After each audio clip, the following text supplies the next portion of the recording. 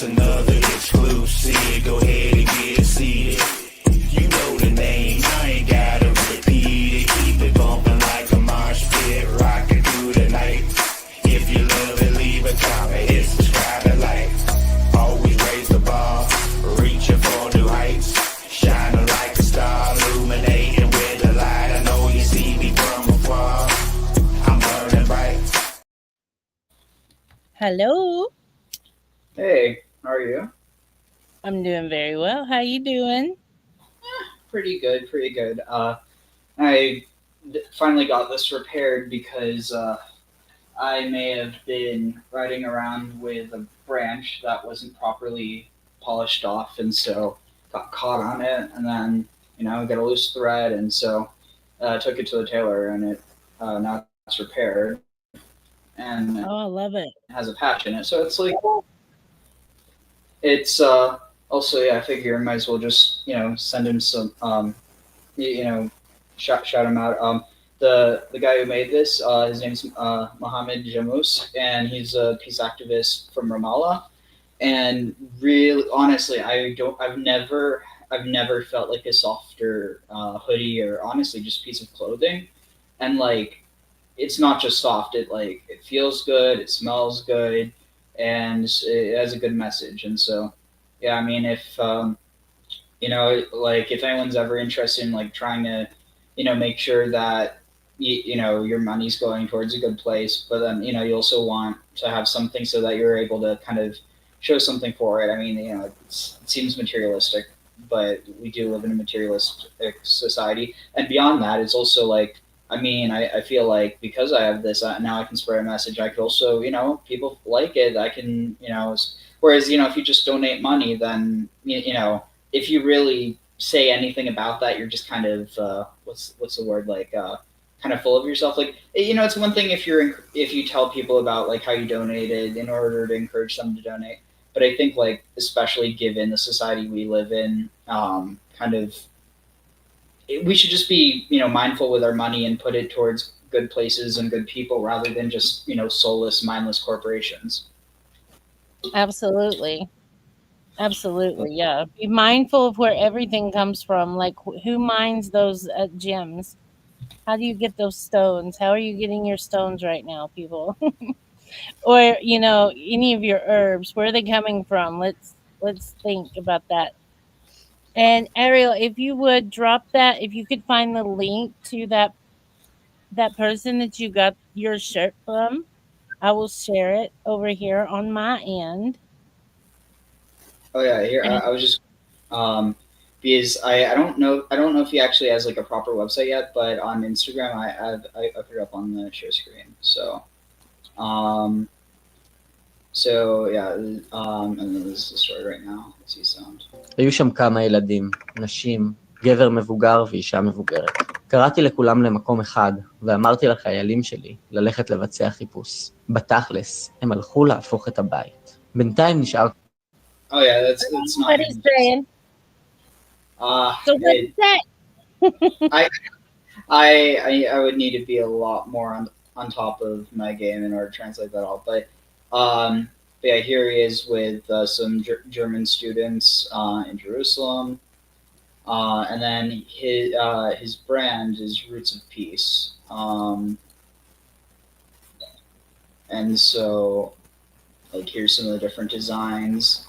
Dami Falastini, which means like my blood is Palestinian, or like more like what it means is like I'm Palestinian, but in this context, it's like literally my blood is. Let's see. This one's about Ramadan. From our fasting comes hope, children of Abraham. There's another Ativna one, brothers, not others. Oh, that's kind of interesting. I Can you read to me the materials? Yeah. Oh, like material as in like what do you mean? What is it made of? The materials made of Yeah. that they use. Mm-hmm. Oh, material, premium blend of organic cotton and polyester. Oh, I didn't realize it had polyester, but still, it's a really good one. Is it? Everything's got polyester in it nowadays. It's really unfortunate. Unless you buy pure hemp or pure Egyptian cotton. Yep. But let's see. And then I just want to go through some other designs real quick. Where's the one that I got?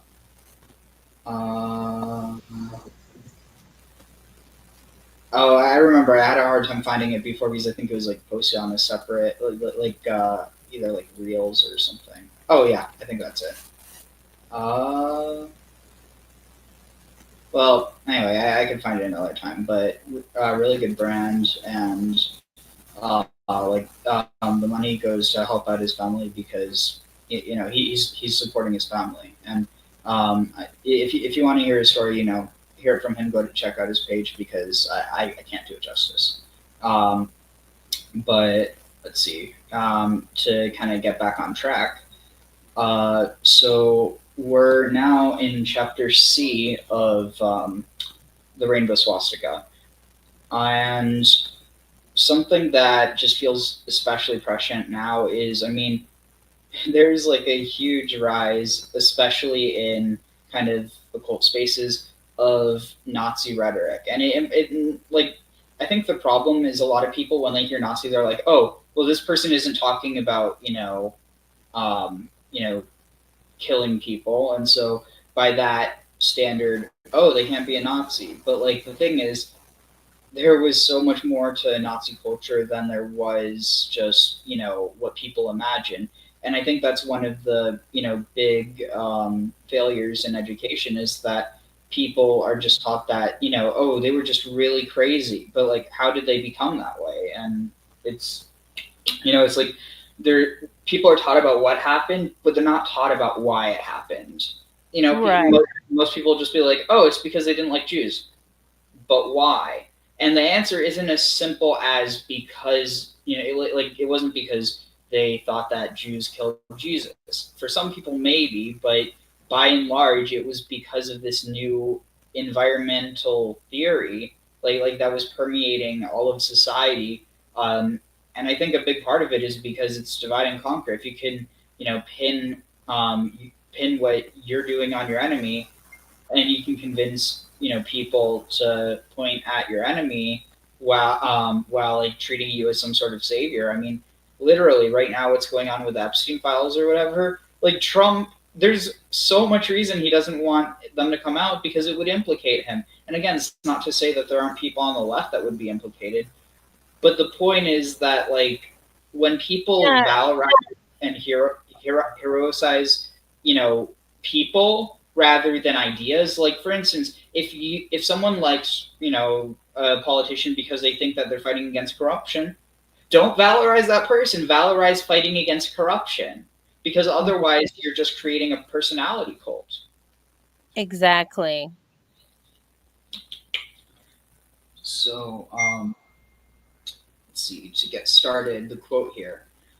Quote, one of the biggest advantages we have as New Agers is, once the occult, metaphysical, and New Age terminology is removed, we have concepts and techniques that are very acceptable to the general public. So we can change the names, demonstrate the power, open the door to millions who normally would not be receptive. Dick Sutphen, Infiltrating the New Age into Society, New Age Activist, Summer 1986, page 14. Part C, Gods of the New Age. Important note to Orthodox Jewish readers. Jews are commanded in the Torah to shun the study of idolatrous religions. However, the law of Pikuach Nefesh requires us to make an exemption here. Ignorance on the subject is destroying our people. The main tenets of New Age religion are important to grasp, not least because familiar religious terms are given radically different meanings while allowing outsiders to define them as they like. For example, the Great Invocation. This ploy has allowed New Age change agents, as they are known to insiders, to infiltrate the unsuspecting Jewish community and the Trojan horse of semantics. They say all the right things, work hard in service and scholarship, win leadership positions, and only then do they set out to reshape the old concepts to fit the new paradigm. So please do not skip this section under any circumstances. One other note about quotes below relating to quote-unquote Jehovah. Readers will notice I am quite careful about spelling G/D in such a way as to avoid writing it out. Those familiar with Orthodox Jewish custom will understand it as a mark of reverence for the one, notice this, the capital, one we worship, and therefore may we, confused by the fact that I spell out the name Jehovah, assumed by many people to be the phonetic name of G/D. According to rabbinic authorities, this is actually a misnomer based on an uninformed transliteration of the Tetragrammaton G/D. I'm just going to say God. God's four-letter name in the Hebrew Bible has the vowels deliberately changed to avoid making the correct pronunciation available. Because Jehovah is not the actual name, I decided to quote it in this section as it appears, and because it is a name used only for the God of Israel, it serves us well here. New Age religion is based on a blend of practically every religious and occult philosophy found in the world. Literally, this is like everything but the kitchen sink. It's a real buffet. Take what you want, leave what you don't. And the thing is, that can be good if you're a good person. But if you're a bad person, you can take all the bad and leave out the good. Or worse, you can take all the bad and make it appear good. Yeah, you can use double speak and you can twist things around very easily. Yeah. Let's see. I'm clearing out. What was this? Close like these notifications so I can see better. All right. Rejecting only Torah-based Judaism and early pre-Constantine, pre-Gnostic Judaic Christianity. The blend is known as the ancient quote, the ancient wisdom, and harmonizes surprisingly well. It is outlined methodically in a 19th century Western system called theosophy. Following are the spiritual principles by which the New Age groups can be identified, no matter which label they give themselves. As elsewhere, I concentrate on Alice Bailey's writings, since she is the single most prominent New Age theologian vis-a-vis the UN. Vis-a-vis means by way of, right? I think so. I'm not 100% sure. The what? The UN? United Yeah. Nations? No. I'm saying vis-a-vis means by way of, I think.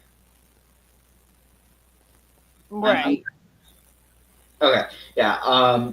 By way of the UN. Those of Helena Blavatsky are a close second, since so many groups trace their worldview to theosophy.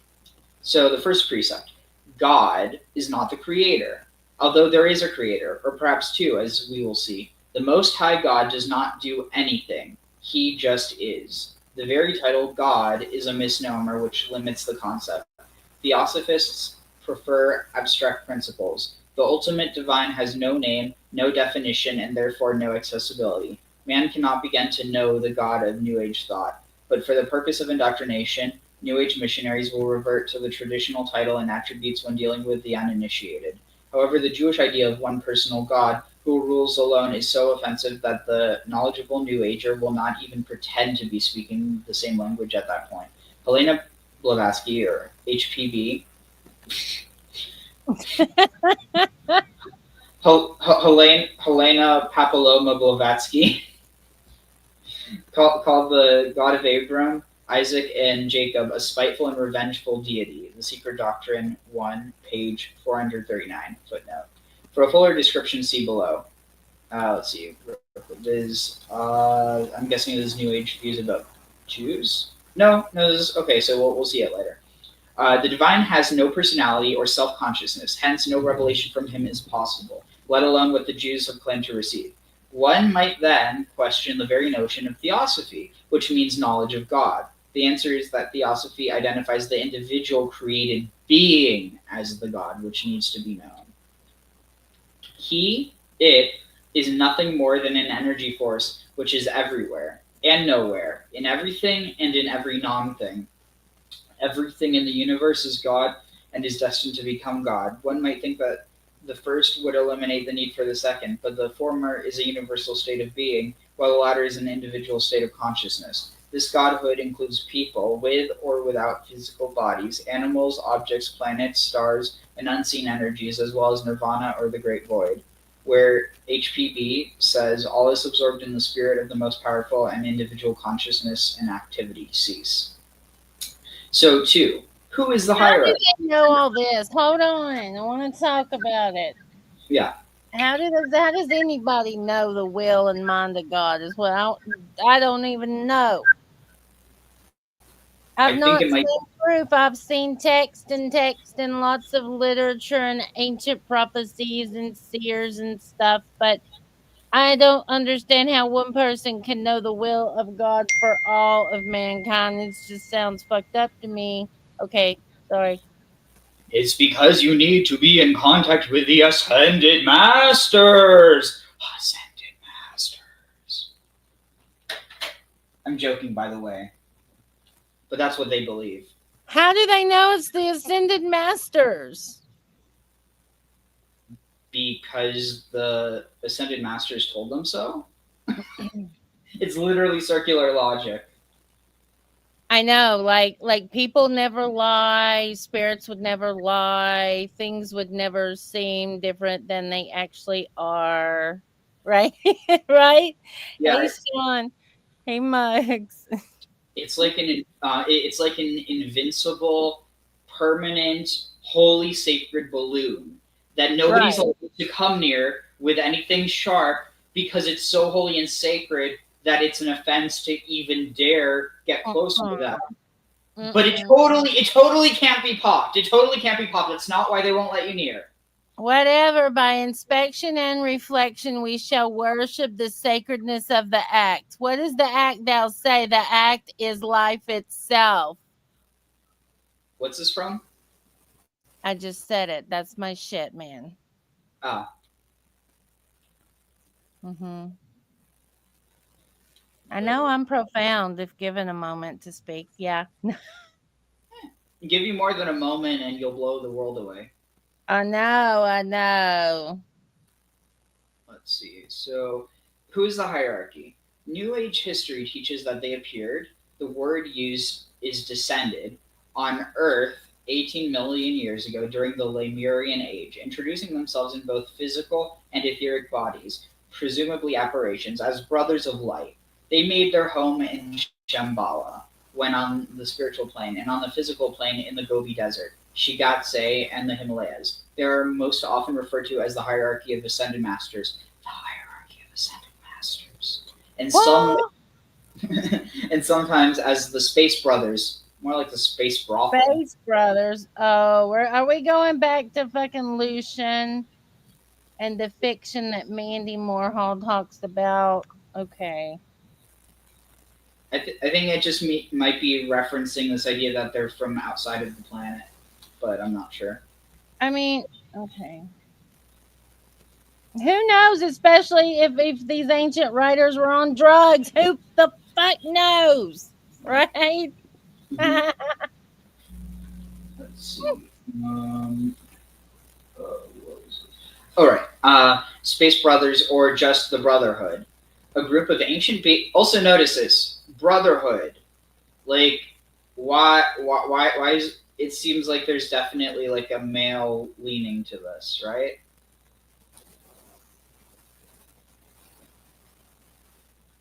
Are you seeing that, or is it just me? I'm sorry, I was muted. I didn't know I was muted. Yes, I'm seeing it. Yeah, it's there. It's always the Brotherhood.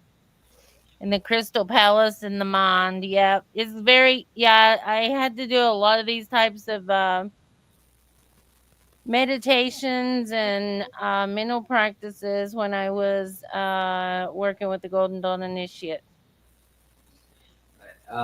So a group of ancient beings, many of whom once started out on our earthly human plane, but have now evolved to the level where they are no longer shackled by physical matter and can be considered divine, to be addressed as Great Lord or Master. The flowchart for the hierarchy is vast and very confusing, but to simplify the picture, Alice Bailey presents the hierarchy in various geometric figures. Throughout her work, externalization of the hierarchy, directly under the one, about whom naught may be said, is a committee of 7 cosmic logi. Sounds like planetary resonance to me, motherfuckers. Yep. What's that? The logi. 7 cosmic. Well, it's like your 7. Those are the 7 closest to us that we can see with the human eye. And if they're on any type of psychedelics that's going to enhance your vision, you're going to be able to go places. It's also connected to like the idea, logi as in like the plural of logos. Right. Yeah. Yes, absolutely.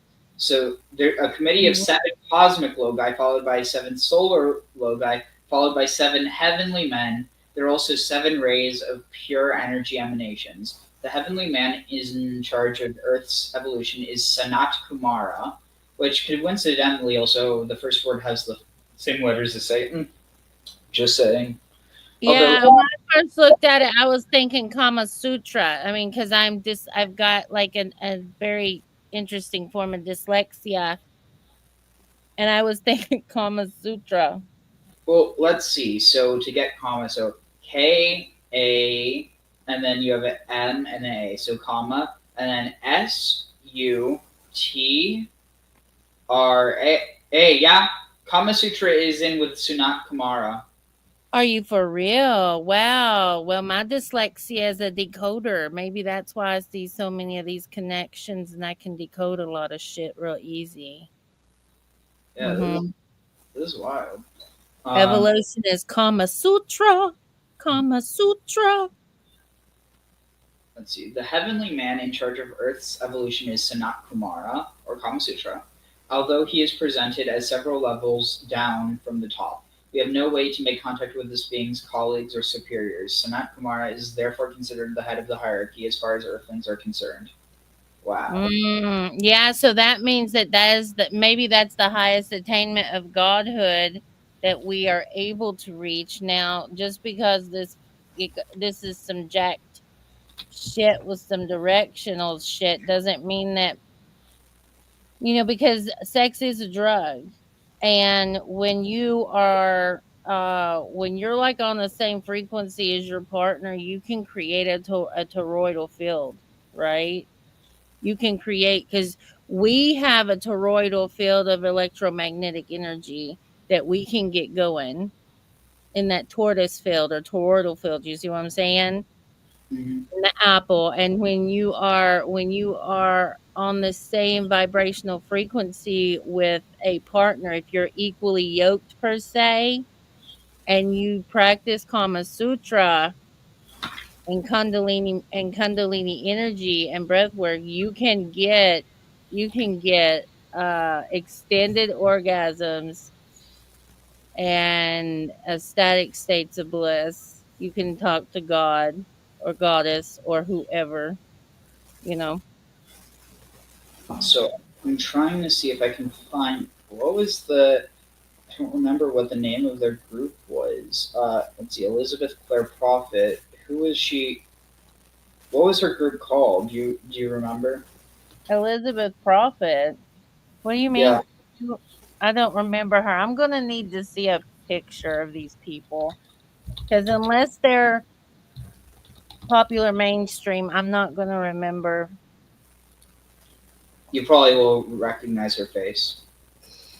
Oh, okay. So this was around the time that Christianity started going into like the more Christian paganism, and the angels got brought into the oracle decks, and Oh, yeah, and I am. That's what they were called. yeah, I remember that. They also popularized the idea of twin flames. Yeah, I remember that too. Trying to see if I can Oh, find. Jesus. There's got to be something about this. The ascended masters. Um, See, one of the downfalls is there's so little discussion of these cults from outside, which really hinders people's ability to discern whether something has influence from it or not. Hmm I think we should get, if we can get Ken to like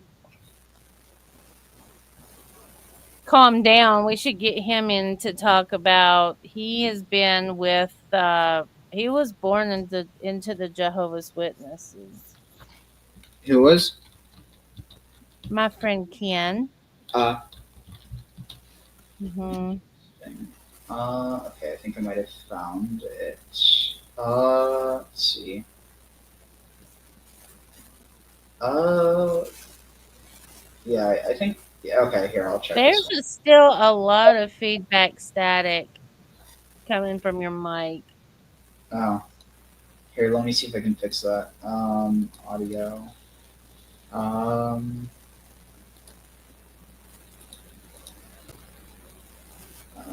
I'm not sure. Let's see, is it this one?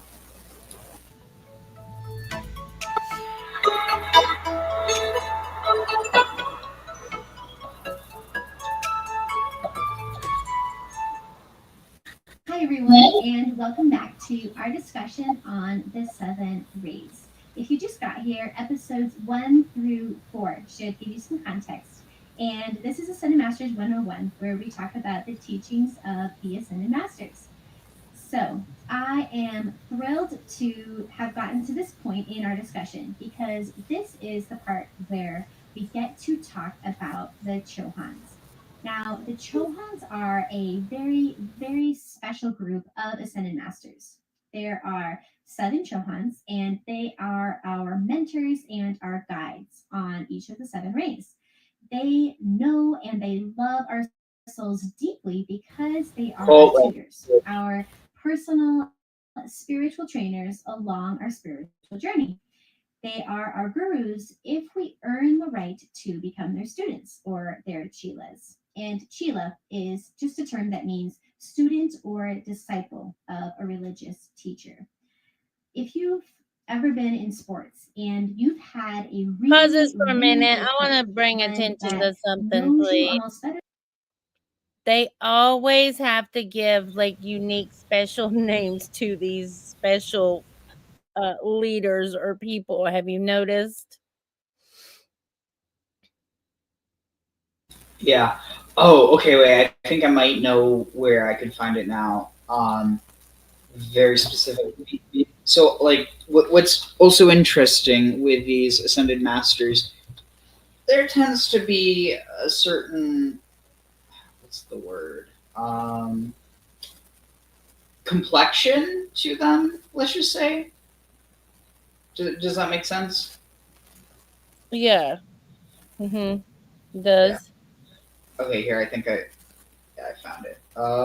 Is this? Yeah. Mm-hmm. I heard it. I have even heard it from the mouth of evil babes, right? So I know what you're talking about. Okay. Yeah. This one. Dang it. I have never heard Okay. it. So you can see, like, there. This is like very much. This is what I mean by complexion. Look at this. Mm-hmm. They're all one. Mm-hmm. Mm-hmm. I know, it's crazy.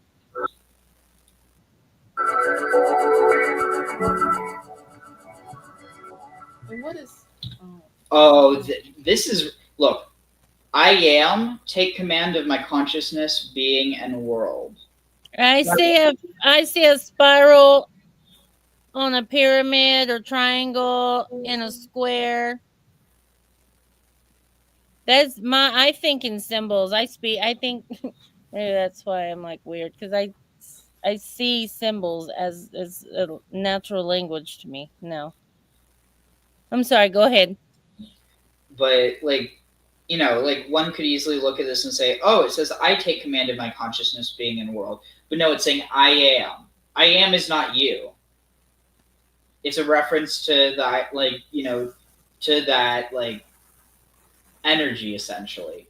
But like, in essence, it's telling people to open themselves up to spirits. And the thing I is, have that big thick book. That big thick book that talks about Jesus and everybody else. Yeah. your Rancha. Yeah, I think I still have it. I Yeah, found it and I was like, "What the heck is this madness?" And I just collect some of these things because it's like what will stick on the wall, right? What will stick on the wall? Okay, go ahead. shit will stick on the wall. Shit, if it's thick enough. And rotten food.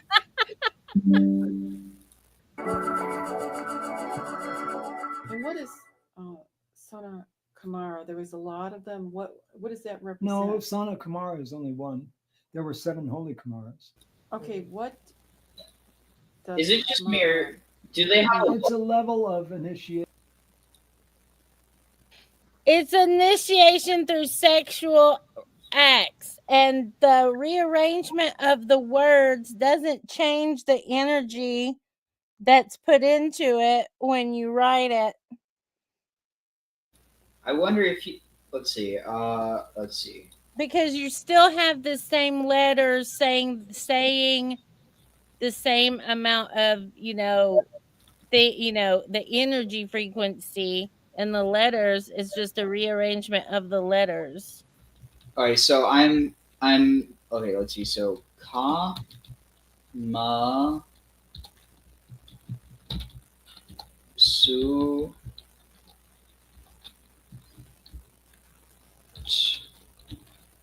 tra.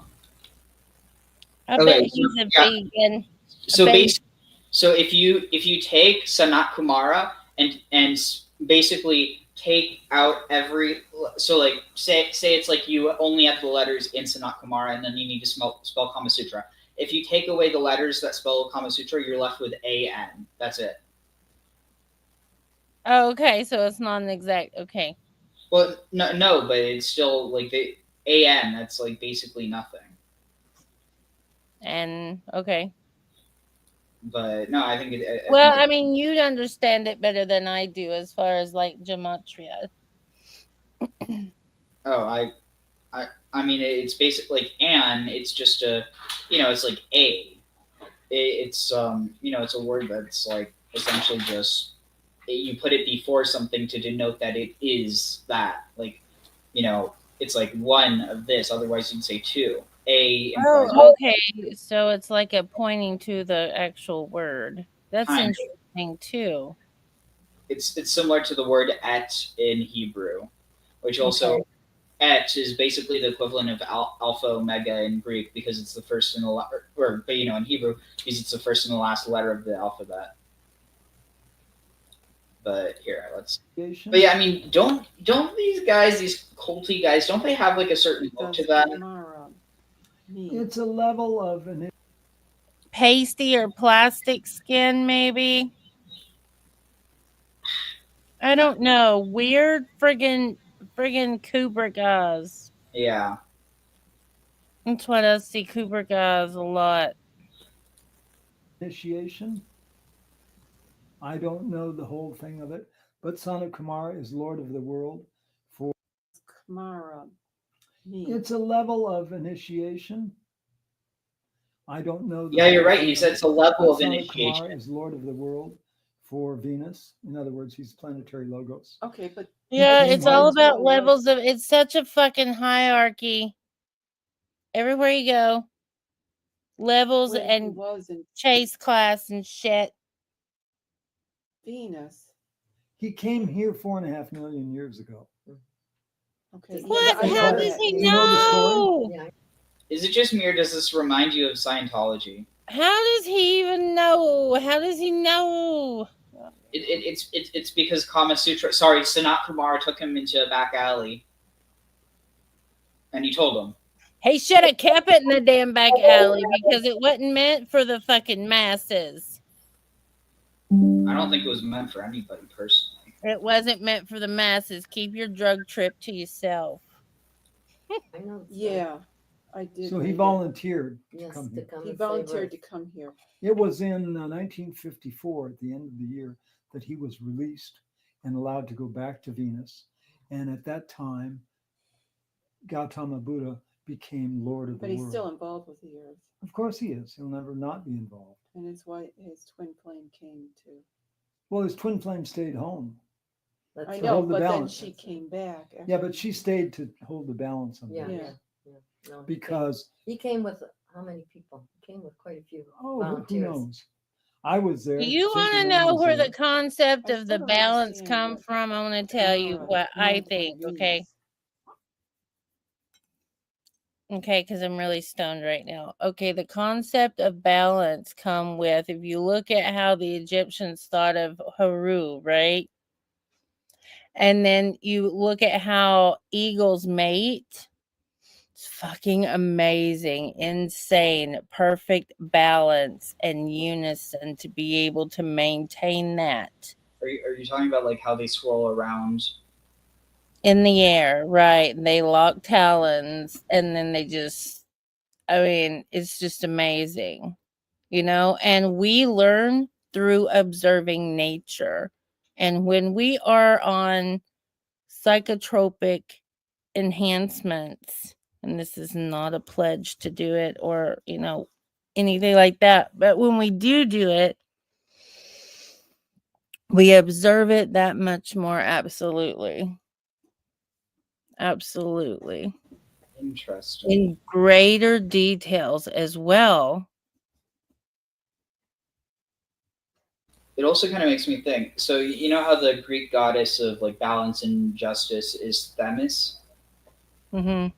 So if you were to break that down, like Tamasa, um, what's like you kind of rearrange it, Themis, um, um, it's like not a perfect thing, but basically, rearrange the sounds, and Themis becomes Emeth, or wait, no, wait,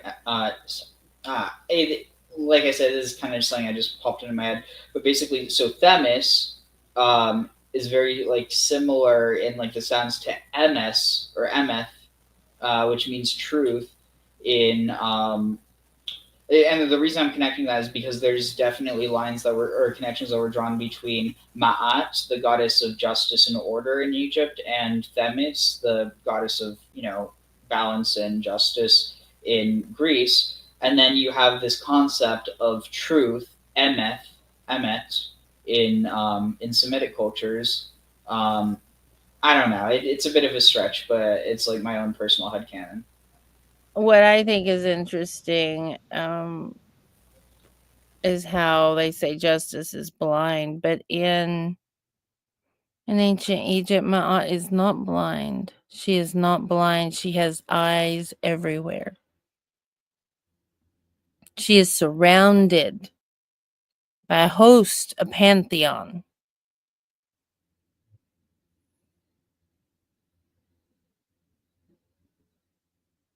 Sorry, I was muted. But yeah, that's a really interesting point. That she's not blind, like Justicia or Themis.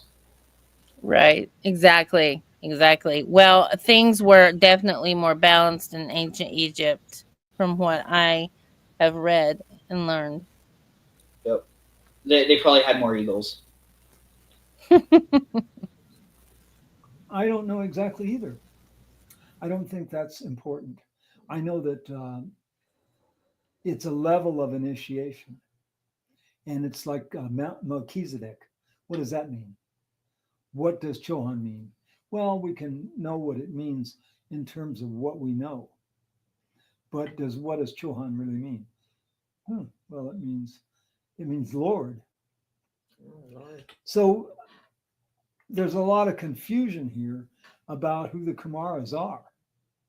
There are 7 Kumaras, only 5 of them were revealed Oh. so far. Do I we think- know those other 5? Are they? Well, I Ones think that we know? Jesus, they called Jesus Sananda, right? Yeah. I have never heard anything definite from the masters about that. But Sananda is the name of a Kumara. Sanaka is the name of a Kumara. I don't have those memorized, but those are 3 names of Kumaras, Sana Kumara. They're all similar. And I assume they are 7, there's 7 of them. So I assume they are a hierarchy within a hierarchy within a hierarchy. I know they're higher than, let's put it this way, Saint Germain is the hierarch of the Aquarian age, but he's also the hierarch of the 7th ray. And that's only because no one has taken over the 7th ray. Someone in embodiment. Wait a second. Needs. Did he just say Saint Germain? Yeah, and Melchizedek is just a tradition. You know, they claim that like Countess Saint Germain is a actual person. Well, he probably was, but he didn't live like forever and ever and ever. But see, I mean, the first traveling smiths, I mean, the first Celtic god of smithing is said to have traveled and taught the craft. all around and continued. And that told me, and you take that and you mix that with like the story of the Dread Pirate Roberts of The Princess Bride, and you have a tradition. And these are all lineages and traditions, and that's why occultists are so like obsessed with And bloodlines and to see and classes and to to be able to know where you're from and your background and breeding and all this other stuff. and then also like that way you get people who are going to look like their ancestors. And like with that one story where the Comte de Saint Germain like supposedly saw someone he'd seen, like a long time ago, and he didn't age but she did. Hmm. And he told her, about when he last met her, and that, it was accurate, but that story could have been told him by his dad. Well, I've seen this happen. It happens with the men, but not so much with the women. And I've seen it in my own family tree because I've got over 5,500 people on my tree. That the men, there's certain recessive genes that can come through that can give you an almost identical version of like a grandfather, great grandfather. It just depends on the mother because the mother carries the recessive genes. And it depends on if this type of bloodline lineage has been broken down through thousands of years, right? But yeah, I mean, It's completely possible, yeah. but like, I mean, another thing with this is that that's basically it. If you think about it, it's not that dissimilar to the idea of the pharaohs being, gods on earth. Like Right. that, almost like the Greek concept of the genius, like it's put into the king's bodies by becoming king. But sorry, let's try it on. But yeah, let's Well, that's why the pharaohs married their sisters usually because somehow they knew that they were genetically closer to their sisters' children than their own if they were to, you know, not have children with their sister, but, non-blood relative. They knew that. Why else would you sleep with your sister? because you're from Alabama. I'm joking. I'm joking. Oh my god. I'm joking. Obviously, it's because you're a royal. Mm-hmm. Well, it's awful interesting, don't you think, that the royals inbred, but who has always been dissed and put down for being an inbred, right? Inbred Southern redneck. Mm-hmm. Right? So it's very interesting that those things, the way things work. It's interesting how you can put a bad taboo, stick a taboo on something, and it automatically discredits it. And so now everybody in the South, they used to pick banjos and go clogging at the barn. They don't do that anymore. Maine is the hierarch of the Aquarian age, but he's also the Oh yeah. Sorry, I was just trying to jog my memory. So what I'm Yeah, go thinking ahead. is this also could have to do with this idea of like the whole like vampiric tradition, where it's not like it actually makes them live forever, but um like it creates this, like what's the word, like it creates a perception, and like basically this idea that the powerful are also eternal, and so it's like you can't really outlast them in a sense. I don't know, maybe I'm thinking too much into Right, because I mean, you're keeping it as a lineage, remember?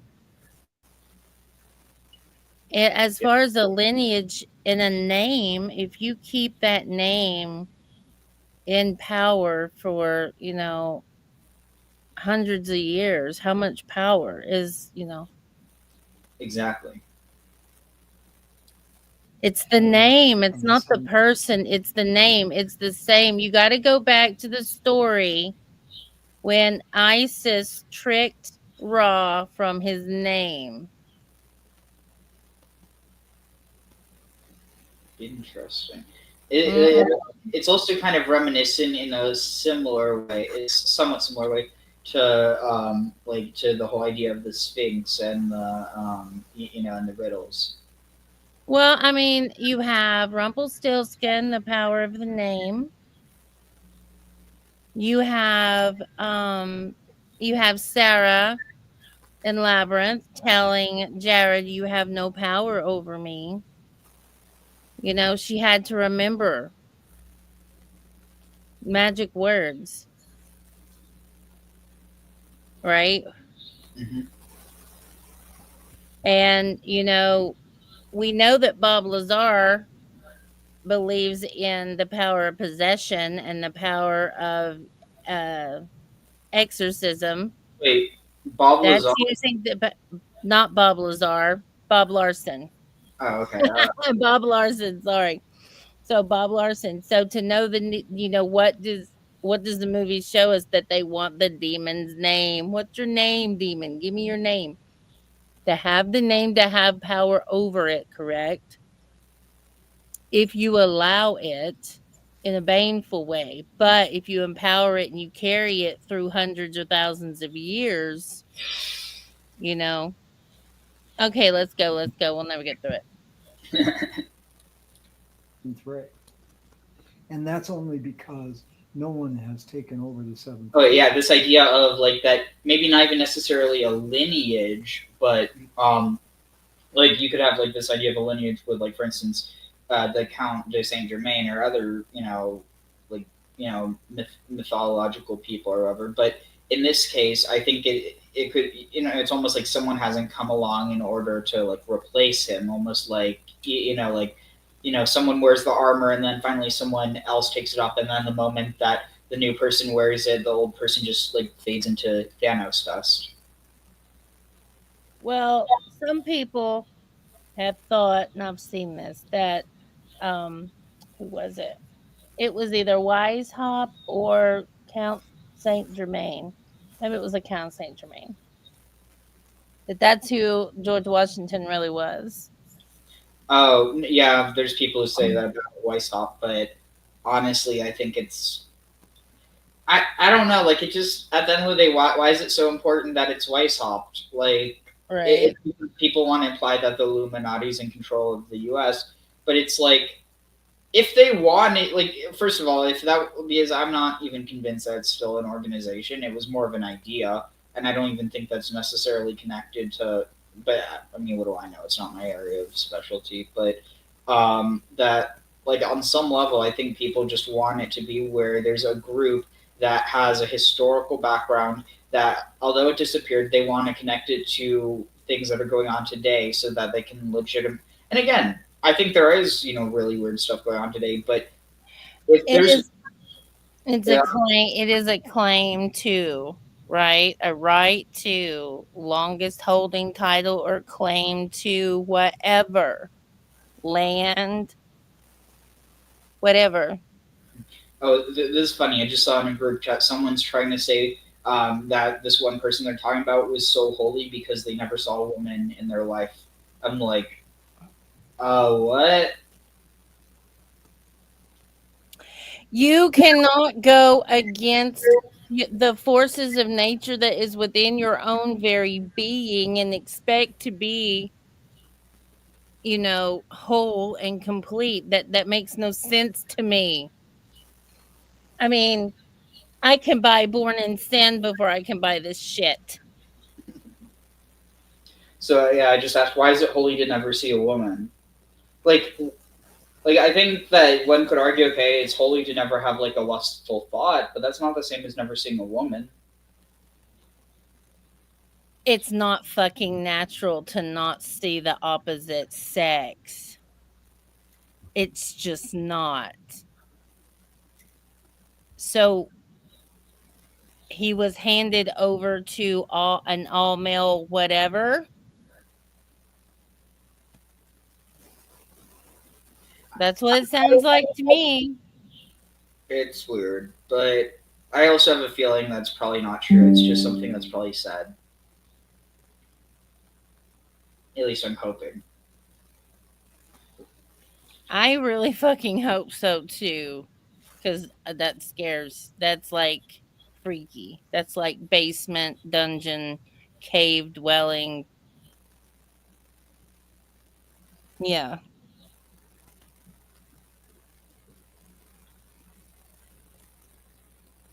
Let's see. So Big Zebra was asking what you were wearing, and I'm just gonna say I don't know, something traditionally comfortable. Yeah. Oh wait, do you mean? Yeah. I don't know if you're talking about the hoodie or the sudra, but yeah. If you clarify, I can tell you. Uh-oh. Here we Someone are. in embodiment Are we going back? Yeah. Okay. now needs to take over the seventh ray. Mm. So he, like Nada took over for Jesus, Yeah. so he can move away from that office. Not that he's going to move away from his, his connection with Earth, because he obviously is still connected. Yeah. He's the hierarch of the Aquarian age. Yeah. But Nada is on the karmic board, and she's still being a Chohan. Well, karmic board is higher than Chohan. What does that mean? It means that someone has to hold an office for that energy to be available on the planet. And the Kumaras, I think, Sounds like a I cop. never actually went to any great length to find out what it meant. But Kumaras, I assumed, were associated with Venus. And whether they were the hierarchy on Venus. Venus is our sister planet. Venus is one full round ahead of us on Earth. Mercury is two full rounds ahead of us, which means that when we were here, Venus was here, Mercury was here. So everything has a cycle, really, to me. Yeah, that's what I'm saying. Darkness has its cycle, light has Yeah. its cycle. Well, everything has a cycle of manifestation, even at this level. Not everything will stay where it is. No. It's not supposed to, it can't. No. Literally can't stay where it is. It will either go forward or backward. That's true. The planets, I'm going to make a statement here. I'm testing whether it makes sense or not. The planets are really on a schedule. They are on a schedule that is balanced by what we call the cosmic clock. Humanity is on the same schedule, but we have free will not to do things on schedule. Now the planet doesn't have free will. Well, I'm saying I don't know whether it does or not. I'm sure at some level it does. But see, the Elohim were asked by Helios and Vesta whether they would build the Earth. Mm-hmm. And they had to say yes. You say the Elohim? Will you build things on schedule? Now the planet doesn't have free will. Well, I'm saying I don't know whether it does or not. I'm sure at some level it does. But see, the Elohim were asked by Helios and Vesta whether they would build the Earth. Mm-hmm. And they had to say yes. Yeah. Will you build the Earth according to the plan that we received from Alpha and Omega? Oh. Okay, will you? Yes, we will. We agree to it. So they agreed they're building the plan according to the plan they got from Alpha and Omega. Is that the end of it? I don't think so. There's probably another hierarchy beyond them. Oh, yes, there always is. It's kind of like, I don't think it ends, is what I'm saying. Yeah. That's why I say I've never heard Kumaras associated definitely with anything else that told me what their place in hierarchy might be. I'm assuming from my own knowledge and from what I've been given that they're above Earth's hierarchy because the whole of the planet is ascended. Are you familiar with the term laggards? Mm-hmm. Yes, we are. Okay, so Yes. you know I did a that lot of extensive reading, not just the laggards were allowed to embody on planet Earth.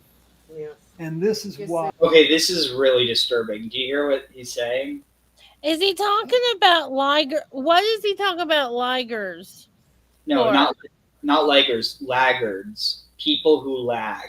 People who are slow, he's saying. People who aren't able to get with the program. Oh, He's saying their program, right? Yeah. Mm.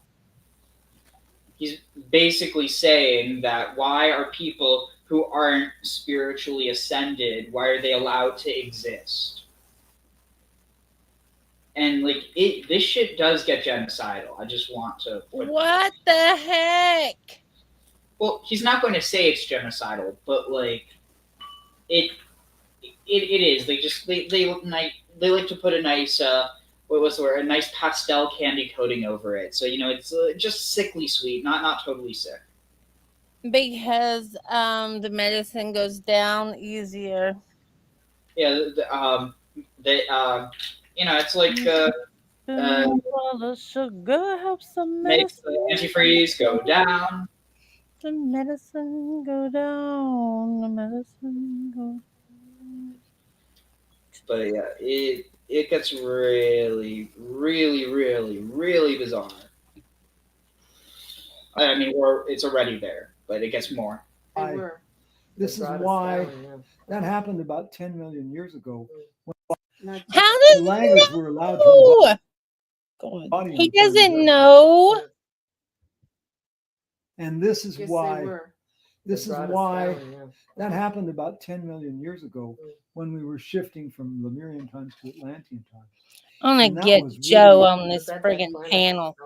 Maldek and I'm Mars. gonna get Joe on this panel. See, Mars. The Joe? Kentucky atheist. I want to get him up on here next time we do this. I'm gonna message him. Dope. Mars had a Mars bunch. did, yeah. Mars had a bunch of individuals who would not bend the knee. They didn't want to ascend. So, you know who they believe are the Martians?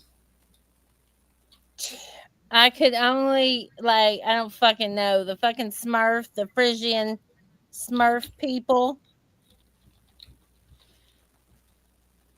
It's basically what you'd think it is. Let me see if I can find this real quick. Let's see. He's got a long head. Let's see.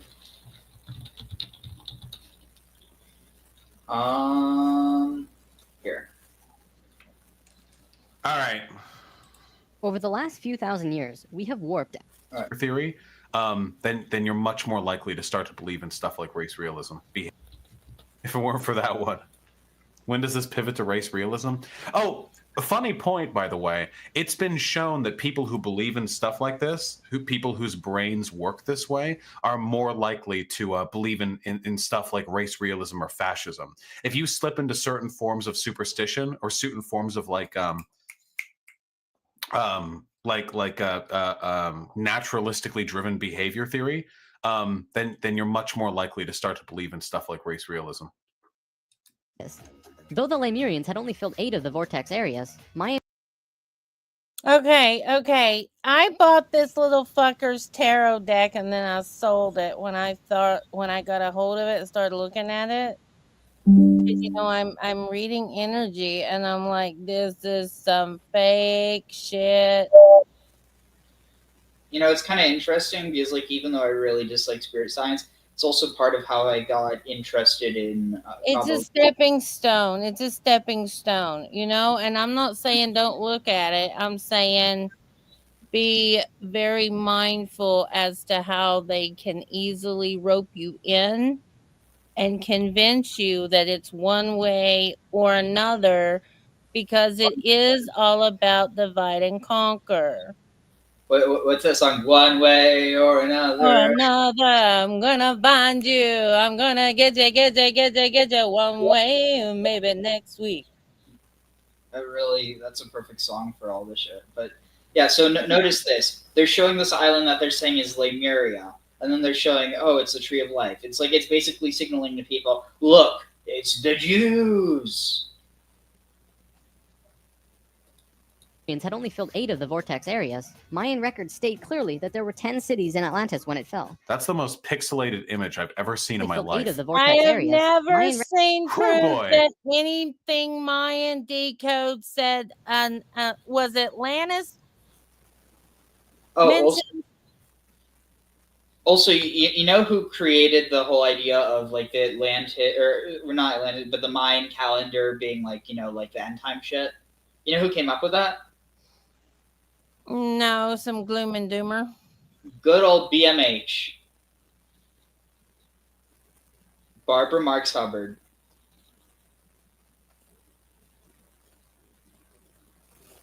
You can't make this stuff up. She literally invented the idea that the Mayan calendar said the world was going to end.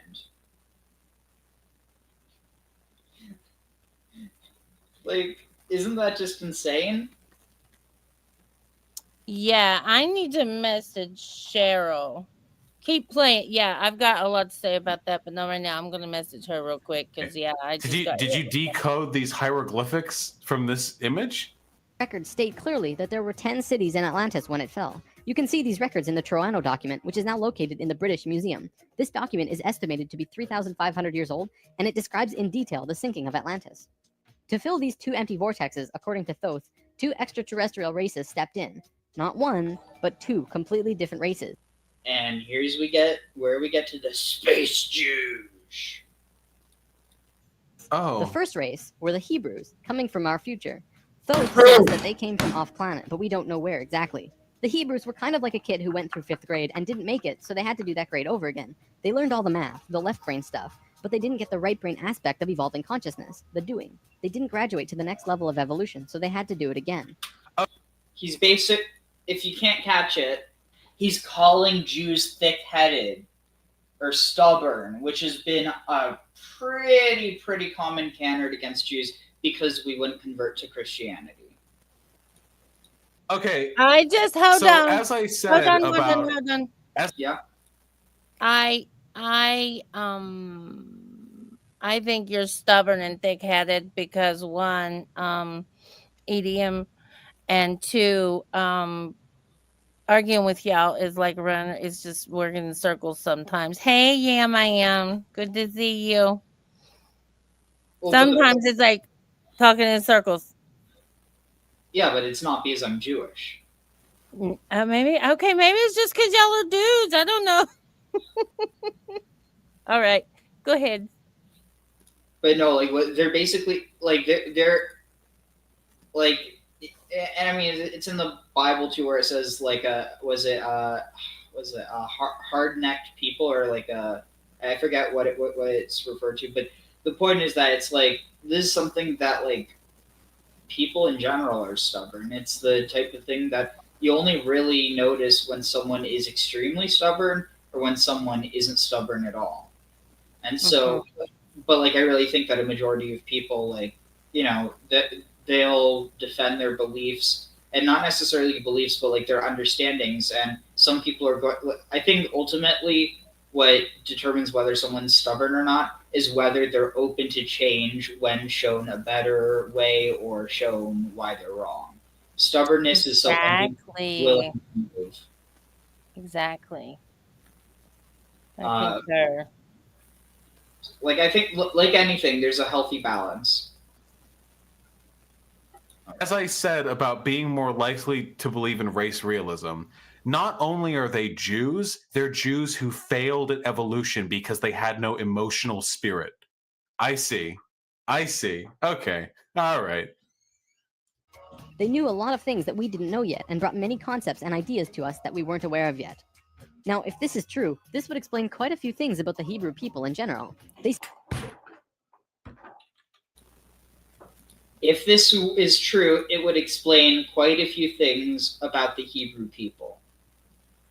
This is literally racism, and the New Age is filled to the brim with it. The thing is, it's easy to ignore unless you're made aware of it. I know, and I've been really thinking about this, and I've really been trying to trace it through like pop culture. And the one show that grabbed me was Vikings, right? because it appealed to the romance and the sex, and it was very seductive, and like half naked men everywhere. It was like the women really got into it, and it got the men into it because the men follow the women, right? Into the grocery store, into the movie theater. So let's be real. And that went on for a really long time. And then come in, where was it? Game of Thrones too. Yeah. And then you had Outlander. Jesus. Ooh, Outlander. Was it Outlander? Was in Scotland. I think so, With yeah. James Highlander? Fraser. No, not Highlander. Well, I think it was Outlander. Yeah, with James Fraser. Yes, that redheaded Highlander guy. Yeah. So, and then pop culture, it's very much, yeah. There's been a lot of division in pop culture. If you want to see like a major division in like culture and how they can press agenda, The Unbreakable Kimmy Schmidt is really good. One second, I have to use the restroom, but I'm gonna unpause it and Yeah, go ahead and let it play. I can't escape the race realism no matter what I choose to put on, can I? Seem to have many sacred geometries hidden within their culture. It also puts perspective on the story of Exodus. Perhaps Moses incarnated into that lifetime to free the Hebrews because they were not direct descendants of humans and were being treated unfairly. Or could it be that Moses was visited by an ascended master of the Hebrews who guided him to free their people? Given what we know about dimensions and consciousness, it definitely puts a fresh perspective on old stories that didn't make much sense. We could talk about this more, but let's continue for now. There were no problems caused by the Hebrews. Did this motherfucker just say that Jews aren't humans? He said that they weren't descended from humans. Yeah, go back. Yeah, one second. I'm just going to put this on because this is a lot less like, having to pay attention. So okay. The hierarchy there, the lower hierarchy, I call them, the lower hierarchy there blew up the planet. Yes, and I read that, and it kind of like they blew up their planet, and then there were other ones. Now they're the asteroid belt. Yeah. Yeah. Then there were other ones that blew. And I'm going, wow, this is happening over and over again. We have free will to do that here. That's right. That's why the masters say, well, because of free will, we can only indicate what, according to divine plan, is supposed to happen. We can't say what will happen. Everything can change. Because you can change your mind, and so can you. And if you do, it's going to affect everything. That's true. So that's why we're in the education business, is we're hoping to give people an educated choice. We don't want to make their choice for them, but we want to say, well, hey, you haven't got all the information here. If you had more information, you might change your idea about what's important and how to do it. And that's what we're looking to do. And in that sense, the jury's still out on planet Earth. Yeah. They had decided that they were going to cancel Earth. Hierarchy decided. Yes, I remember. 4.5 million years ago. That's when Sanat Kumara volunteered. Came forward. Yeah, to say and if he had not come forward, there would be no Earth. I would have never come here. No. Again, as a human, I wouldn't have come here. So when he came, a bunch of us volunteered to come, and that was the whole idea. Was that we came before Sanat Kumara to try to prepare. Saint Germain was my general or captain or whatever you want to call him. He was the one that I followed here. And Cthulhu came from here. El Moria came from Mercury.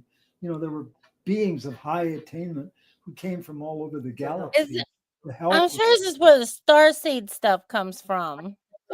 We all agreed. We said, well, yes, I'll go. We didn't know any better. We were ascended. We were ascended. We'd forgotten. Oh, well, we can hold the balance for that. I think you're probably right.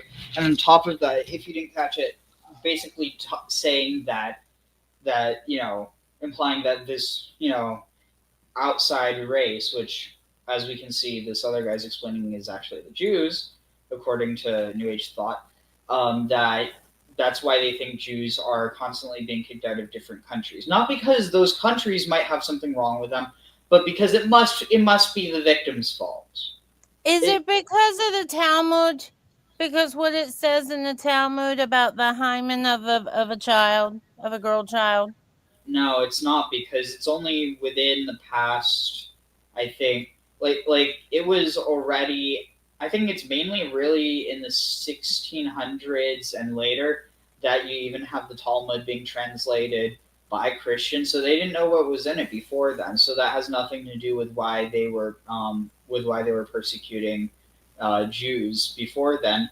And afterwards, I mean, the thing is, it's also, a lot of people don't know the context of that, because the thing is, the Talmud, it's basically like, you could imagine it's like a like essentially like a law docket. Like you have all the past cases and you have all the arguments that were put forward, and so, like, you know, some of them are going to be bad opinions, but even in that case, the context that it's referring to, that it's basically saying that if someone is, you know, abused before the age of 3, that that basically they're, now it doesn't mean it's permissible, because there's still like, it's still considered a violation. It's, you know, it's considered assault, and it's still rape. The thing is that in terms of like the girl herself being considered legally a virgin or not, that's what's up for debate. It's not whether it's okay for that to happen.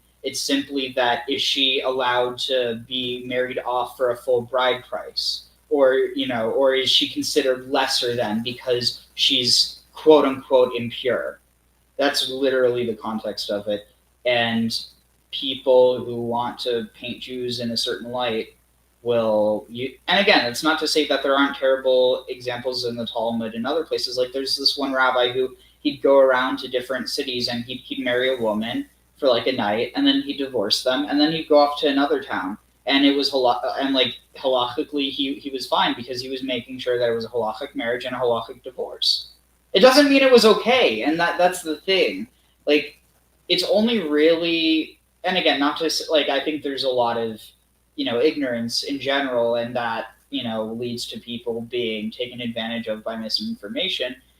But I think that the people who, like, persist in just believing that it's got to be, you know, oh, it must be that Jews have something, you know, like, have some sort of ritual, like, no, that idea that, like, it sticks in some people's heads, it's not simply due to ignorance. I think it's due to hatred, versus the vast majority of people, they just hear it online, they don't know the context, they look it up, and they see it, and it looks really disgusting. And the thing is, it's basically, while I do have my thoughts on this, if you were to look at Amon's stuff and imagine, like, if people were trying to say solely based on what he talks about, not the manner in which he talks about it, and not like basically, it would be like, imagine if someone were to, you know, talk about like a case of child abuse, and then because that person's talking about that, they're then portrayed by someone else as a child abuser themselves, simply for talking about it. But that's why I think, like, obviously, if someone is only talking about that, if the Talmud was only about that, yeah, that would throw things into question. But it's a very right. And it's really interesting too how I see people as either into kids like that or not sexually. And so you either are one or you're not one. There is no in between, like you either are pregnant or you're not. You are either stimulated that way or you're not. So that's the way I look at it. And it is in every single culture, and they are in every single religion, race, and background, DNA makeups, you know, haplogroups, all through it. And think about it. If you can say this group is the problem, you're essentially saying that the problem doesn't exist in other places. And who benefits the most from that? But people who have those, you know, issues themselves. and are trying to, I mean, in that case, they're not trying to justify it, but they're trying to provide cover for themselves. Because if they were trying to justify it, they just joined NAMBLA or some shit. And that's just as fucked up. But the thing is that all too often people will, I mean, there's like a whole reason why, like, sometimes, again, there's people who do really good work, but sometimes the people who are only screaming about CSA, sometimes if that's all they talk about and they're only pointing the finger, maybe you should check their hard drive. Right. Well, what I have noticed, especially about narcissists and the way they love to use reverse psychology, is they will accuse you of the exact thing that they are doing. So it's deflecting. Darvo. Right. It is Darvo. It is holding the mirror up to you and speaking through the backside of it so that you do not see what's really there with the narcissist. Interesting. So yeah, let's listen to what this is about again. Right. Yeah, we're about to get right into it. No matter what I choose to put on, can I? Seem to have many sacred geometries hidden within their culture. It also puts perspective on the story of Exodus. Perhaps Moses incarnated into that lifetime to free the Hebrews because they were not direct descendants of humans and were being treated unfairly. Were they descended from Martians? Seeds?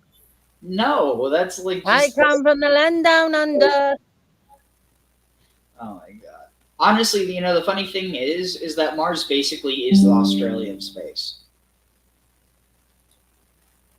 Could it be that Moses was visited by an ascended master of the Hebrews who guided him to free their people? Given what we know about dimensions and consciousness, it definitely puts a fresh perspective on old stories that didn't make much sense. We could talk about this more, but let's continue for now. There were no problems caused by the Hebrews coming to Atlantis. They actually benefited our evolution. See, we don't hate the Jews, we actually like them. That's what he's trying to say. The other race that stepped in caused big problems. These beings came from the nearby planet of Mars. It's already See, dehumanizing by not even using human looking, I mean, it's resembling, but it actually Patch looks like a voodoo doll. Yeah, basically. So you're already dehumanizing the person when you are, you know, speaking to their subconscious as they're watching this. Yeah, I mean, like, he does use that for everyone, so it's not like specifically just for the Jews, but I do think that you're right on something. It abstracts It's it. that way with all animation. Anything that like puts that human-esque, but it's also like myth making and myth spinning, because you know you have creature heads on human bodies for time immemorial, right? Yeah. Recorded history. So, Mars looked very much like Earth a little less than 1 million years ago. It was beautiful. It had oceans and water and trees that were just fantastic. But something happened to them, and it has to do with something called the Lucifer experiment. What? From the very beginning of creation, everything is simply an experiment. Creation itself was They just consciousness went there. inhabiting itself in that. It's just an experiment, bro. Don't take it too seriously. Just experiment, just satire.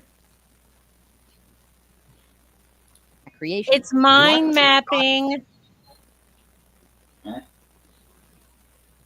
What's that? I said it was mind mapping, but we're not going to go there live. I've got to send you that video. I actually, I can't believe it. I can't believe there are people who think like this. It's actually insane. This is actually insane. I need to become a fucking Posadist. Only through the cleansing light of nuclear fire is capable of purging the earth. This is, guys, this is an hour-long video, and it's part 12 of a video series. Here's 13 right up here. This is insane.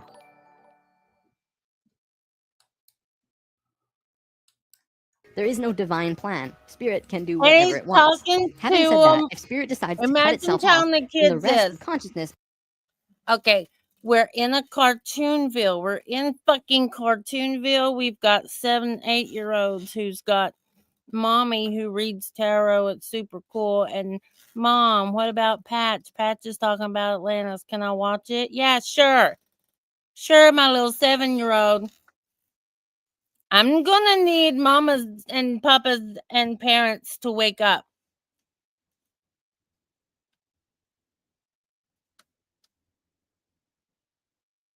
It's probably already too late. Yeah, I mean, we're literally living in a generation that's raising their children on iPads. Like not giving them iPads. I mean, literally raising them on iPads. Yeah, it's pretty grim. Pretty grim. I cannot believe I fucking bought that tarot deck, Ariel. I mean, I don't judge you for it. I liked this channel back before I realized all the crap. Hey, Angie Boo, good to see you, girl. and create a separate reality on its own, it can do that too. This is called the Lucifer experiment. Because spirit is God, it can do this. There is nothing wrong with that. We've kind of been led to believe that Lucifer is evil and the devil. This just isn't true. Lucifer is just another means of perceiving the reality. It is not a unity perception of oneness, but rather a duality perception of two-ness. Dude. There's a flower of life pattern for Lucifer as well, but that's like, what if You know instead what? of Satan No. being Pause it. evil, what if Pause this. Okay. So, Gaia, who was it? Greg Braden? Was it Greg Braden, maybe? I don't remember which one on Gaia before I knew that Gaia was full of fucking woohoo shit. Talked about how you really needed to start, get a square and compass and draw this pattern. And you would really it's very meditative. You work through it. So what did I do? I went and got some canvas board, like the real hard stuff, with my square and compass. And I drew a bunch of those. I did like 10 of those. And then I went and I used alcohol markers and I colored them all. Why? Because they said, well, if you want to really learn a symbol, work with a symbol, and really trance out, and like you can go places if you do that. And it was very meditative. It was very meditative, very, very therapeutic. I liked it. And but he never said it was a part of a Luciferian Well, so in this case, design. so not the flower of wait specifically with because if you look, it's not like see how it's only like fully filled in these two spaces, and then also like not even here, because see like here you have all 6, but down here you only have 1, 2, 3, 4. Over here you have 6. Here you only have 4. So you only have 2 points that are like fully developed. I know, but if you keep expanding it out, it just keeps going and going and going and going. And a very long time ago, I did some really good, clean ergot derivative. And I seen that this pattern like kind of superimposed over everything I looked at. So it was like this rainbow film over my eyes, and I seen that pattern. It's connected to the Vesica Pisces as well. It is the Vesica Pisces, just done over and over and over and over and over and over. I mean, it's beautiful. But okay, go ahead. Hi, Mina. Good to see you. Hello. I'm doing okay. Let's see.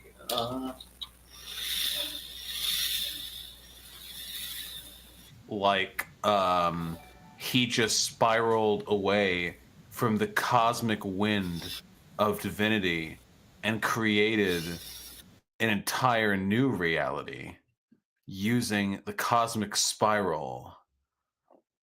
Dude. Dude. That's a big topic for another time.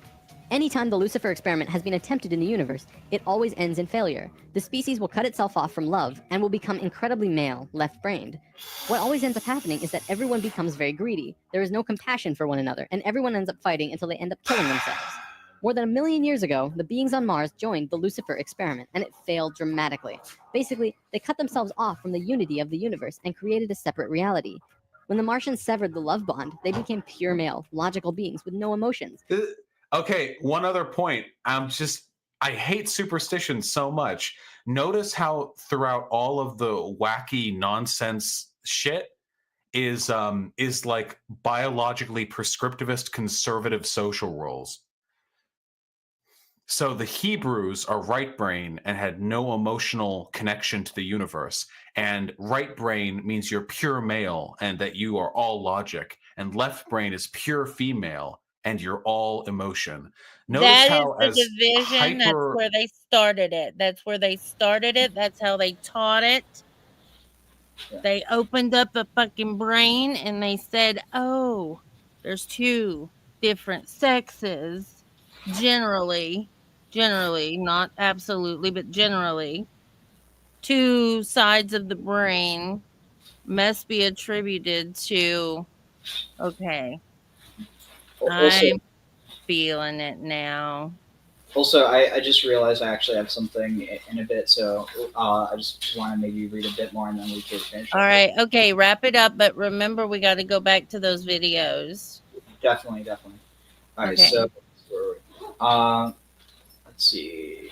Our concern: upward mobility on the cosmic ladder. Judging by Bailey's multi-level flowcharts, these enlightened beings are more rank conscious than any corporation on Earth. Just the name hierarchy says it all. When someone is initiated into the ageless wisdom, he starts on a very long path, spelled out in detail by Bailey in Initiation, Human and Solar, which places a premium on self-propelled upward progress measured by service. Please note that the New Age concept of service is frequently misunderstood. It is not the volunteerism freely rendered out of compassion for the less fortunate, which rightly inspires admiration. New Age service resembles the bonded conscription now outlawed in most societies, forced labor to get out of debtor's prison. In short, the motive for service on the part of better informed New Agers is, pardon the pun, intensely self-serving. At the first level, the task of the initiate is to serve the plan as a tiny piece in the vast, huge design, working off his karmic debt as it comes to him without complaint. Most enlightened individuals cannot hope to advance beyond this level in their present lives. The few elite who become second-level initiates must dedicate all their efforts to serve their group, working out their group karma as a team. Not much is said in Initiation of the Hierarchy, or Initiation Human and Solar, that the third-level initiates, who can be assumed to be working out racial karma, either individual or group service to their race, to bring them enlightenment by swelling the ranks of world servers. It is at the fourth level that the enlightened one, now ranked as a master, finally reaches the break-even point with human karma and begins to help work off the planetary karmic debt. At the fifth level, the master sheds the restraint of the physical body, but still is bound to service. Now to further the plans of the three logoi, or simply the logos, who are at Chohan level, two of them at sixth level and one at the seventh or Buddha level, a state completely free in the one cosmic entity. While this logos trinity, see below, is considered the collective CEO for the hierarchy on Earth, around them are others which make up the central esoteric group of six, who, with the Lord of the world, form the heart of hierarchical effort. Initiation. Below, initiation, page 30. Below these are the assorted solar angels, or greater builders, which Bailey says, from the Christian standpoint, are the Holy Spirit, cosmic fire, page 117. The fact that the Christians learned this misnomer and many other mistakes from the Jews is evidence of the need for Christianity to be purged of Jewish influences. Curiously, in Secret Doctrine, HPB expressly identifies solar angels as fallen angels, a uniquely Jewish or Christian idea derived from the Hebrew Nephilim, beings who were on Earth in pre-flood times, Genesis 6:4. Fallen denotes an abrupt, involuntary movement downward, far from flattering, especially when presented as an unchanged position. Even more curiously, Bailey makes sure to footnote this quote in Cosmic Fire, IID, page 953. Jewish influence is indeed hard to shake off. There are also devas, Petries, builders, brothers of light, and numerous other masters. Among the last are Kutumi, to name a few, with the most popular today being Bailey's own guide, the Tibetan master, or Djwal Khul. Also credited with, I skipped a New Age. Kutumi New Age uses a few variant spellings in Bailey's initiation. Moria, Rakoji, alias Saint Germain, Serapis Bey, Jupiter, Jesus, Hilarion, alias Saint Paul, Creon, to name a few, with the most popular today being Bailey's own guy, the Tibetan master, or Djwal Khul, also credited with dictating Blavatsky's The Secret Doctrine. All masters are carefully grouped by level of initiation and are themselves dedicated to upward mobility. They are commissioned to teach others of lower rank who are ready to improve their own standing. It is to one or more of those at the master levels that New Age disciples appeal for enlightenment and empowerment. But except for the teacher-disciple label, the process more closely resembles a Fortune 100 corporation than an educational or spiritual center. One may not choose his or her master. A disciple is approached by a master according to his or her spiritual aptitude and experience, and the disciple's progress is monitored by the master, who submits regular supervision reports to the head of one of the 3 departments. Noting when the learner is nearing the portal of initiation to the next level, his name is then submitted to the Brotherhood Lodge, and his application is decided by ballot vote. Nearing the portal, ballot vote. Promotion to a higher degree of initiation entitles one to pass to a corresponding higher master. Initiates, those in a body or not, who perform exceptionally might attain to the inner or closed circle, an elite power base hidden within each brotherhood, becoming participants in a group mind which is not accessible to rank and file brothers. This applies especially to walk-ins. In this context, I note that even more than a fair share of New Agers have claimed to be a disciple of Maitreya, and even his direct mouthpiece to humanity, as though he were an ordinary master rather than part of the nearly unapproachable Logos. But such presumption doesn't seem to faze those hungry for divine transmissions. Even at the UN, where the Society for Enlightenment and Transformation,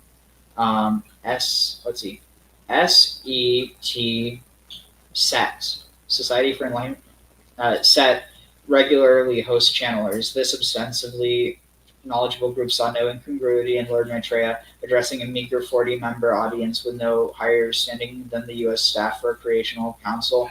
On the other hand, his message was so unoriginal and vague that it deserved the obscurity it received. The God who represents the hierarchy to man, Maitreya the Christ. At the crucial times of New Ages, such as the advent of a subrace, a spirit known as Maitreya, or world teacher, the most highly evolved being known to man, descends from a hidden high place or power vortex, variously identified as the Himalayas or outer space, and overshadows a chosen spokesman, who then relays his transmissions, which are instructions from the hierarchy to guide the human race into the next cycle of evolution.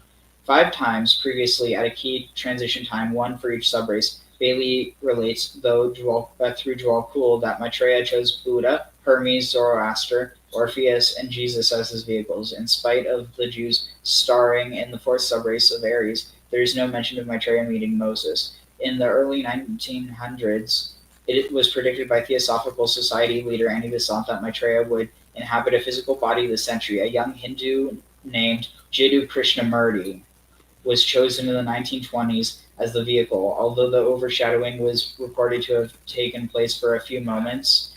Theosophist 47 for January 1926, conveying a message from the Brotherhood, it failed to become permanent, but the descent of Maitreya has been consistently expected by Theosophists and other New Agers since those days. More recently, Maitreya has chosen the British disciple of Bailey, Benjamin Creme, New Age teacher and the figurehead of World Goodwill and Share International, to occasionally channel his instructions, or so Creme has been claiming since 1981.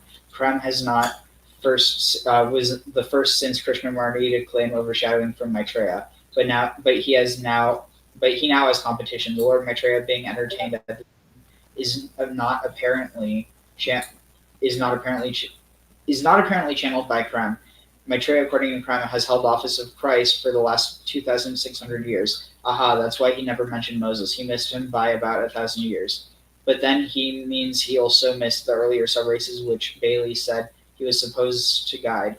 Although the Christian title is used often, Krem and other New Age spokesmen insist that Maitreya is the one all the world faiths are waiting for, including Jews who await the Messiah. At some point, Maitreya, by then in a physical body, will allow Lucifer to enter the human vehicle as well, when all are free from the unreasoning fear of that latter name, an event which will usher in the Luciferic initiation. Okay, wait a minute. I want to talk about this. Mm-hmm. You might need to turn me down because I'm getting like feedback. All right, one moment.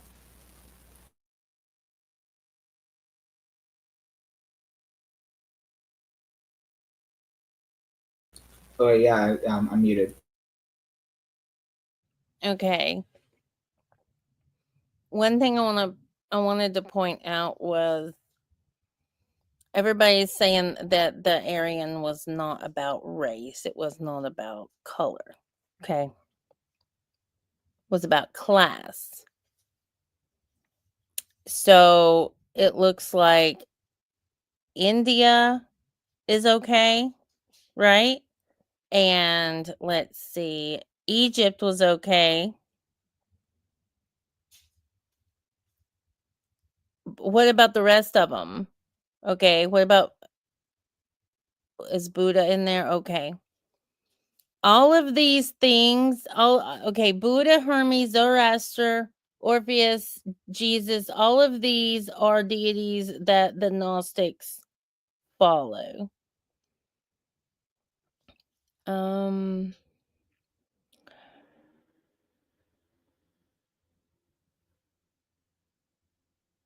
Subrace of Aries, is that the age of Aries? Oh no, put it back, put it back. Oh, sorry. Where? Okay. Yeah, put it back. Okay. Where did they learn of these cycles?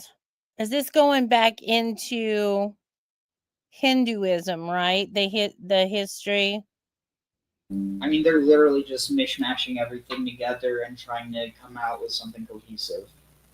They are. And, you know, Blavatsky ran around with a man who was a known child predator. So I can only assume that she was as well. There was several cases that you know that he was known for. And Krishnamurti was a young man, a young kid. I don't know how old he was. He was a teenager, young teenager when he come to America with Blavatsky as the new savior. And I'm wondering how that went across. I would like to know like how that process went. Was it for them? Or did they try to push him off as the next Messiah for everybody? You know, it honestly reminds me And of yeah. are they continuously trying to bring the Messiah to the Hebrew people? You see what I'm saying? Oh, are you implying what I think you are? Yeah. Well, we'll save that for a bit, but yeah, I wouldn't be surprised. Because it seems like that's what they're doing with trying to sell all of these ascended masters as the next savior, right? And that's what's going on now. Is there's supposed to be a new religion rising and a new savior coming. It's really weird.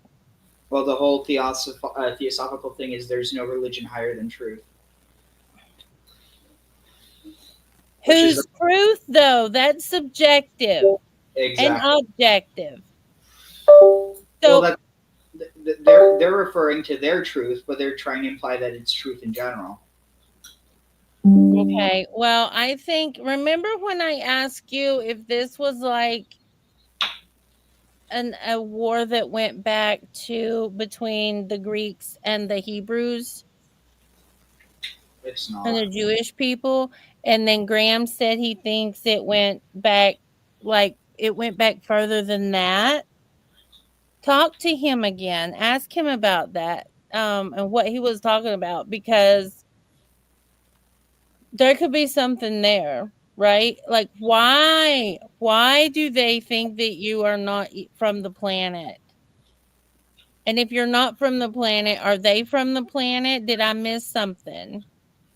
See, that's the thing. It emerges out of hatred, and the only, especially in the wake of the scientific revolutions that really showed, not only because in the Bible it says all humanity is descended from from the same lineage, but beyond that, when science showed it, then it made it where racists, they had to imply that, okay, well, if all life on Earth comes from the same place, then they must not be life on Earth. You see what I'm saying? Right. Like Right, that's so crazy. I don't think it goes back into antiquity. I think it's a modern concept. I But think it's more mumbo jumbo to keep control of the masses and their consciousness, honestly. yeah. So I think All maybe of just it. a good way to end it off is Absolutely. Absolutely. is to like finish watching this guy. Want to finish watching him? Okay. It's dense. Oh God, it was dense. And we thought, well, knowing what I know, we can do better. We get here, we densify, we don't know You what drink, we know. you take something that disappears your memory. Yeah, it's the it's the dregs of your memory left, and you have to re-establish contact with your higher self, Yes. re-establish contact with the truth, re-establish contact with the hierarchy. And if you don't do that in every embodiment, you get farther and farther away until mankind lost the ability to contact the masters easily. I mean, we used to walk and talk with angels. So it's changed. But what I'm saying here, Hey, that can come. an That opportunity plays into. that had to come. That plays into what Rudolf Steiner said about vaccines.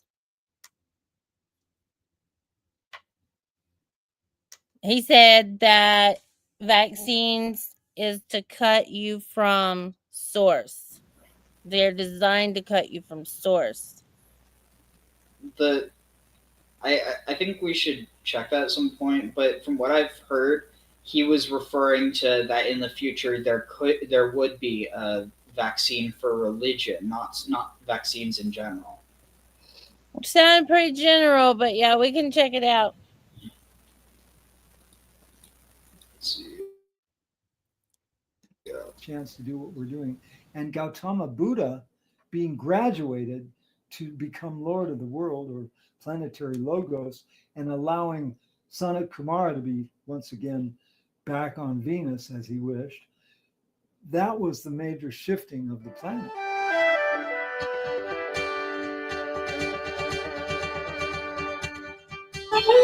Oh, I just realized something.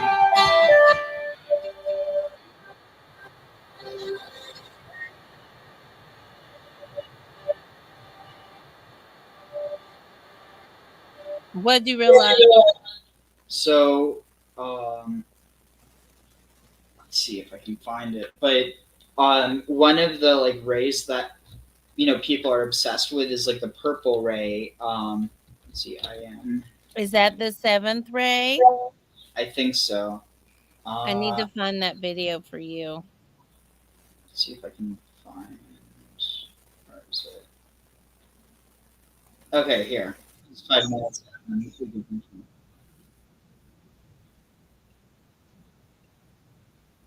Oh, can you put that? Hold on a second. Let me get over there. Oh shoot! I accidentally closed it out. Let's see, where is it? Here. Sorry about that.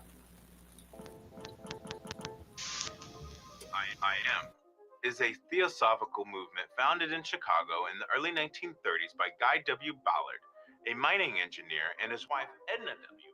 Ballard.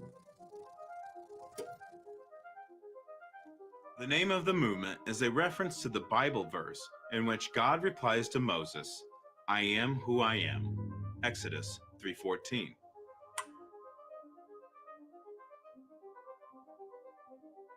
Ballard claimed that in 1930, during a visit to Mount Shasta, a dormant volcano in Northern California, he was contacted by Saint Germain, one of the ascendant masters of the Great White Brotherhood, and he afterward received regular messages termed discourses from Saint Germain and other masters. Published in 1934, writing under the name Godfrey Ray King, Ballard compiled his experiences in a book, Unveiled Mysteries.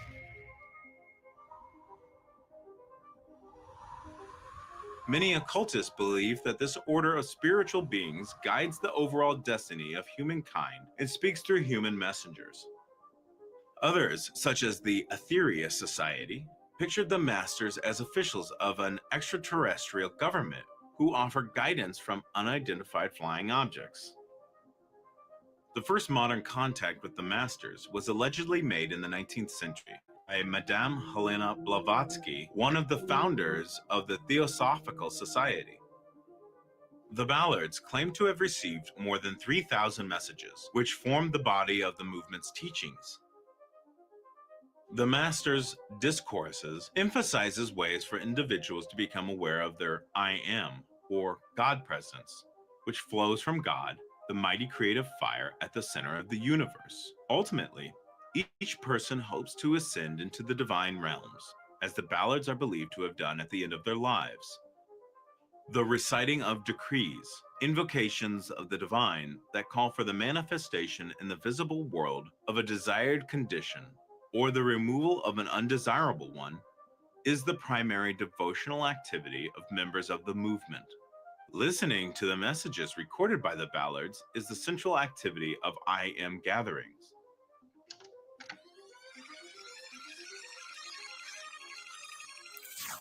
Tonight, I want to say to you, beloved friends of America, there is no such thing as death in the universe. That which seems to be so is but a change of garment. Lo and behold, There is no such thing as, I want to say to you, beloved friends of America, there is no such thing as death in the universe. That which seems to be so is but a change of garment. lo and behold, because one of the masters from whom Ballard received dictations was Jesus, members of the I Am movement consider themselves Christian. The I Am movement also promotes American patriotism. The messages received by Ballard suggested that the United States had a special role in the master's world plan, and members of the movement believed that Ballard was a reincarnation of George Washington. The growing movement was disrupted by Ballard's sudden death in 1939. Soon afterward, several former members accused the Ballards of teaching a sham religion, which led to the indictment and conviction of Edna Ballard and other movement leaders for mail fraud. In 1946, the U.S. Supreme Court overturned the conviction. As a result of the lengthy judicial process and the subsequent bad publicity, the movement assumed a very low profile in the 1950s, and many thought that it had died. During the second half of the 20th century, it experienced steady growth, and in the 21st century, it reported more than 300 chartered I Am sanctuaries in the United States and around the world.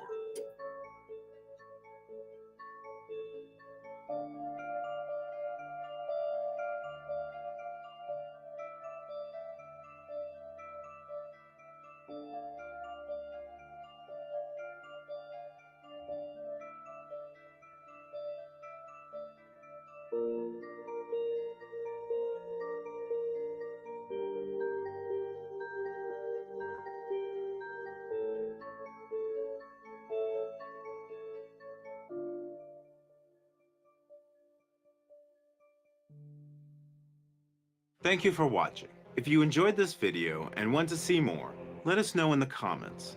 Please consider sending some support via YouTube or our Patreon membership for as little as $3 a month. You'll get bonus footage and other perks of being a wallflower. I appreciate you tuning in.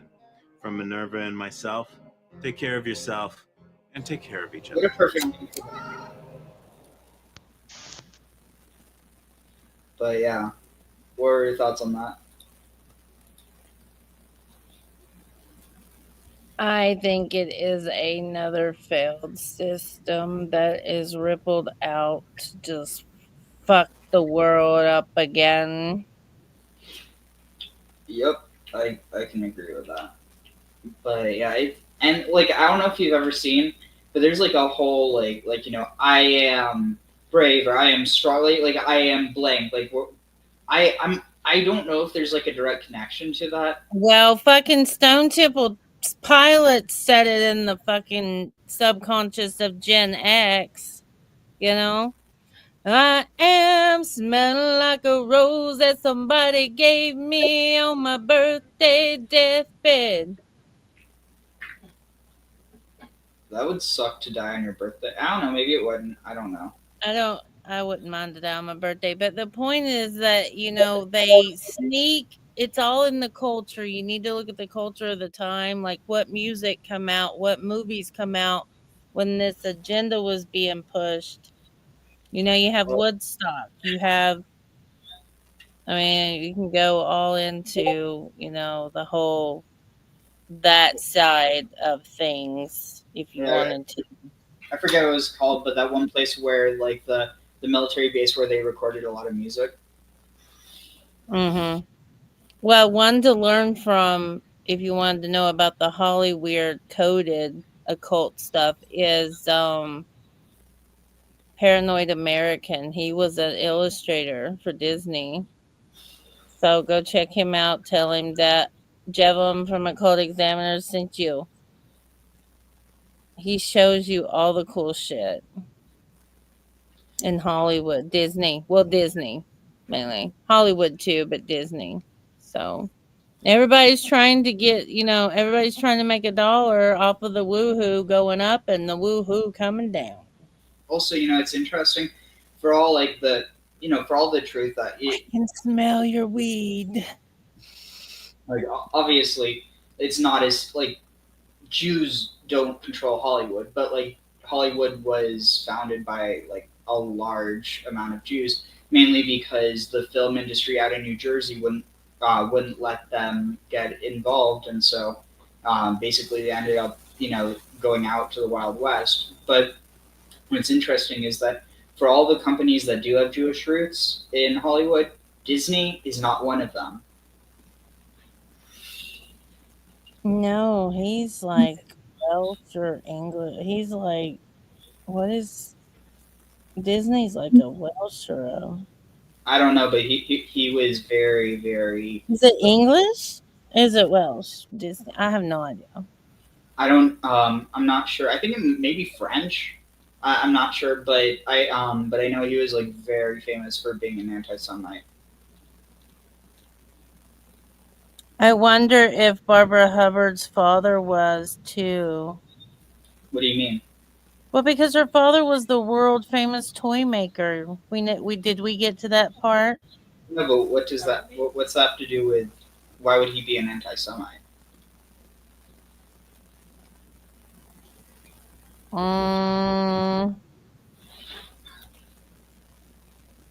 Is the agenda that she's pushing, is it not anti-Semite too? Yeah, but she was a useful idiot. I don't think that she. You can be so fully bought into something and know everything about it, but not see a problem with it because you've been indoctrinated to think that. Like the thing is that. Anyway, we could talk about it next time, but I don't think that someone simply because they have been like sucked into an ideology that does espouse anti-Semitic. Like, I think it's more based off of what she said herself. Like, I just with anyone, like obviously it's suspect if someone's hanging out with Nazis, but if someone is never actually saying Nazi, it's like it's much more coded, and that's why I'm saying it's plausibly deniable. And I think that in a lot of cases, it could be that she didn't even know. Again, not to say that makes it okay, because just because you don't know that, specifically talking about Jews doesn't mean that any of the If others. she's the one, what did you say that she's had to do with the Mayan calendar? Oh, yeah, she's the one who created the idea that the Mayan calendar was like saying the world was going to end. But we could go into that next time. That goes into like doomsday prophetesses of the Christian Sibyls. Yeah, but I really do need to get going. I'm sorry. All right.